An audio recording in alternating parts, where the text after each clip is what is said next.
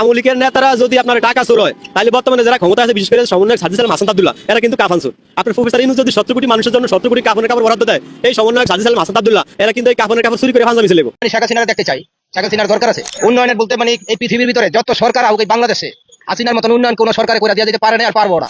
এখন যত দলে থাক এই দলের ভিতরে মনে করেন চুরি ডাকাতি ছিনতাই এগুলি বেশি হইতাছে, এগুলি ফিরানোর মতন লোকজন কেউ নাই। হাসিনার 16 বছরের ভিতরে এই পর্যন্ত রাজনীতি করে গেছে, কোন একটা ছিনতাইকারী রাস্তায় পায়নি, কোন একটা টুকাইও সাহস পায় নাই। প্রিয় দর্শক, এইমাত্র পাঁচ সর্বশেষ গরম বাংলা সংবাদ। এবার প্রকাশ্যে ডক্টর মোহাম্মদ ইউনূস সহ সকল সমন্বয়কদের কঠিন হুঁশিয়ারি দিলেন আওয়ামী লীগের এক রিকশা চালক। তিনি আরো কিছু গুরুত্বপূর্ণ কথা বললেন। তো আজকের ভিডিওটি খুব গুরুত্বপূর্ণ হতে চলেছে, না টেনে স্ক্রিনের মাধ্যমে পরিপূর্ণভাবে দেখে আসি। তো প্রিয় দর্শক, ভিডিওটি ভালো লাগলে এটা লাইক করবেন আর কমেন্ট করে মতামত জানাতে ভুলবেন না। আমলিকের নেতারা যদি আপনার টাকা চোর হয় তাহলে বর্তমানে যারা ক্ষমতা আছে বিশেষ করে সমন্বয়ক সাজিদ আলম হাসান আব্দুল্লাহ এরা কিন্তু কাফান চোর।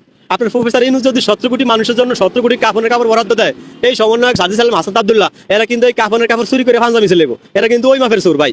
আপনি দেখেন 6 মাস আগে 9 মাস আগে যারা গাড়ি তুলে টাকা থাকতো না, আপনার ওই যে মাইক ভাড়া দিতে পারতো না, আজকে তারা কিন্তু লাল 1000 কোটি টাকার মালিক। বিমান ছাড়া চলে না, প্রাডো গাড়ি ছাড়া চলে না। এই যে তাদের এত ভাগ্যের এই পরিবর্তন ভাই। আপনি কোন এই যে হাসান আব্দুল্লাহ সাজিদ আলম এরা কোন রাজ পরিবারে জন্মাইছে ভাই কোন তো আপনি? এরা কি রানী এলিজাবেথের ঘরে জন্মাইছে, থেরেসা মের ঘরে জন্মাইছে, নাকি বিল গেটসের ঘরে জন্মাইছে, না ইলন মাস্কের ঘরে জন্মাইছে, না এই যে আপনার এই যে বিল ক্লিন্টনের ঘরে জন্মাইছে, না হিলারি ক্লিন্টনের ঘরে জন্মাইছে, না এরা মুকেশ আম্বানির ঘরে জন্মাইছে, না আপনার ওই যে ব্রুনাই সুলতানের ঘরে জন্মাইছে, না কোনো রাজপ্রাসাদে এরা স্বর্ণের সামিজ মুখে নিয়ে জন্মাইছে। যারা আজকে এত টাকার মালিক অবশ্যই টাকা চুরি করছে। আপনার সমন্বয়ক পরিচয় দিয়ে হয়তো ধান্দাবাজি করছে, আর নয়তো প্রফেসর ইউনূস দিছে, আর নয়তো আল্লাহ দিছে।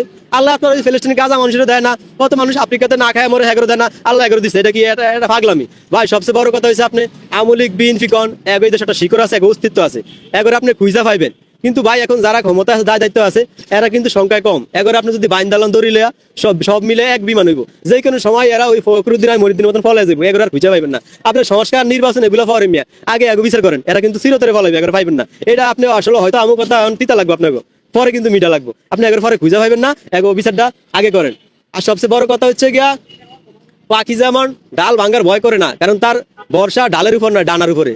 আওয়ামী লীগের ভরসা কোনো বিদেশি শক্তির উপরে নয়, এই দেশের সাধারণ মানুষের উপরে। তাই আওয়ামী লীগের রাজনীতি দেশে অবশ্যই আইব, অবশ্যই আইব।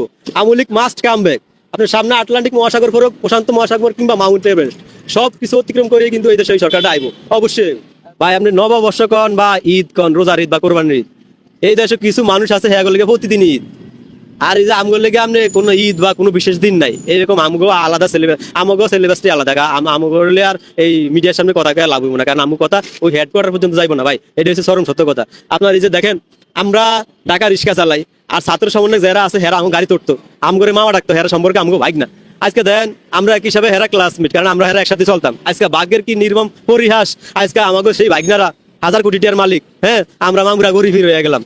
দেন আমাকে এই মামুরা বিমান ছাড়া চলে না, প্রাডো ছাড়া চলে না, iPhone 16 ব্যবহার করে, হ্যাঁ অবস্থা কি লালে লাল। আর আমাকে গরিব ফেঁকে গেছে।